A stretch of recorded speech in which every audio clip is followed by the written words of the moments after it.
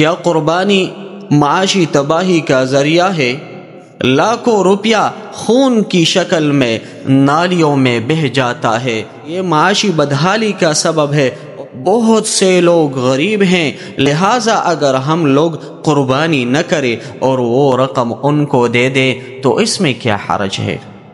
نحمدہ ونصلی علی رسولہ الکریم، اما بعد، بسم اللہ الرحمن الرحیم۔ کیا قربانی معاشی تباہی کا ذریعہ ہے؟ جس مقصد کے تحت اللہ تعالیٰ نے یہ قربانی واجب فرمائی تھی، آج اسی کے بالکل برخلاف کہنے والے یہ کہہ رہے ہیں کہ صاحب قربانی کیا ہے، یہ قربانی معاذ اللہ خام خواہ رکھ دی گئی ہے، لاکھوں روپیہ خون کی شکل میں نالیوں میں بہہ جاتا ہے اور معاشی اعتبار سے نقصان دہ ہے۔ کتنے جانور کم ہو جاتے ہیں اور فلاں معاشی نقصان ہوتے ہیں وغیرہ۔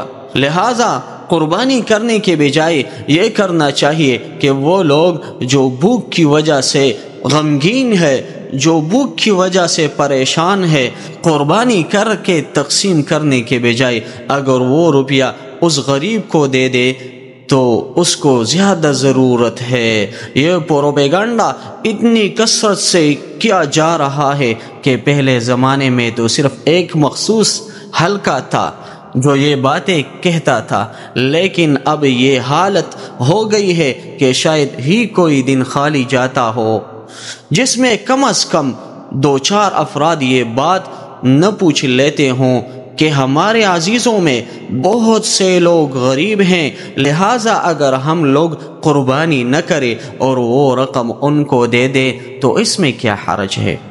میرے عزیزوں، دراصل بات یہ ہے کہ ہر عبادت کا ایک موقع اور ایک محل ہوتا ہے۔ مثلا کوئی شخص یہ پوچھے اور یہ سوچے کہ میں نماز نہ پڑھوں اور اس کے بجائے غریب کی مدد کر دوں تو اس سے نماز کا فریضہ ادا ہو سکتا ہے؟ نہیں ادا ہو سکتا۔ غریب کی مدد کرنے کا اجر و ثواب اپنی جگہ ہے، لیکن جو دوسرے فرائض ہیں وہ اپنی جگہ فرض و واجب ہیں، اور قربانی کے خلاف یہ جو پروپیگنڈا کیا گیا ہے وہ عقل کے خلاف ہے اور یہ معاشی بدحالی کا سبب ہے اور یہ معاشی اعتبار سے اس کا کوئی جواز نہیں ہے۔ یہ در حقیقت قربانی کے سارے فلسفے اور اس کی روح کی نفی ہے۔ ارے بھائی، قربانی تو مشروع ہی اسی لیے کی گئی ہے کہ یہ کام تمہاری عقل اور سمجھ میں آ رہا ہو یا نہ آ رہا ہو، پھر بھی یہ کام کرو، اس لیے کہ ہم نے اس کے کرنے کا حکم دیا ہے۔ جو ہم کہیں گے اس پر عمل کر کے دکھاؤ، یہ قربانی کی اصل روح ہے۔ یاد رکھو، جب تک انسان کے اندر اتباع پیدا نہیں ہو جاتی اس وقت تک انسان نہیں بن سکتا۔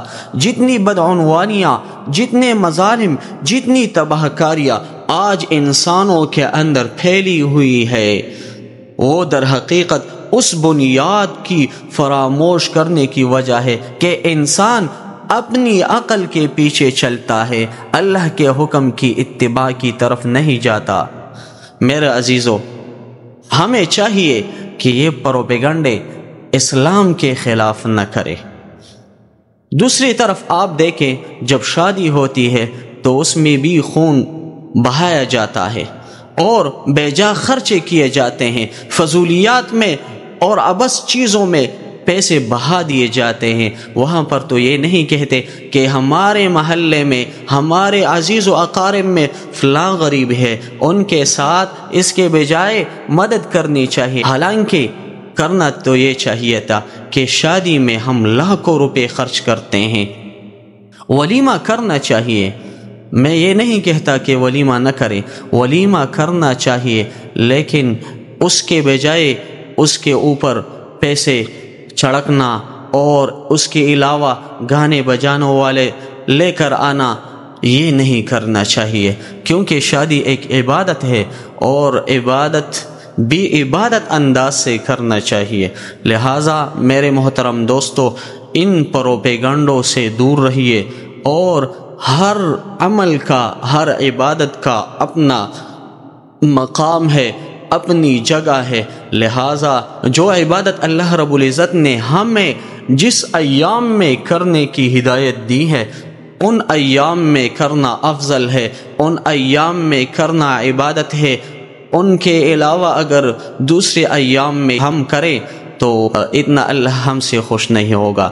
تو ہمیں چاہیے کہ اللہ رب العزت نے جو احکامات ہمارے اوپر لاگو فرمائے ہیں ان کی اتباع کرے، کیونکہ شریعت ہی اتباع کا نام ہے۔ اللہ رب العزت ہمیں دین اسلام پر صحیح انداز سے چلنے کی توفیق عطا فرمائے۔ وآخر دعوانا ان الحمد للہ رب العالمین۔